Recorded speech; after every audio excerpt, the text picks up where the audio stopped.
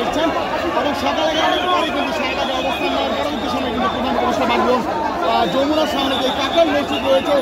সেই কাকার মসজিদের সামনে এসে কিন্তু চাকরিচ্যুত বিডিআর সদস্য যারা রয়েছে তারা অবস্থান নেন এবং এর পরবর্তী সময় কিন্তু রান্নাঘরের ডিসি জনাব মাসুদ আলম তিনি এসে কিন্তু 10 মিনিটে একটি সময় দেন এবং বলেন যে এরা যদি সকল ধরনের সভা সমাবেশ নিষিদ্ধ 10 মিনিটের সময় দেওয়ার পরে যখন আসলে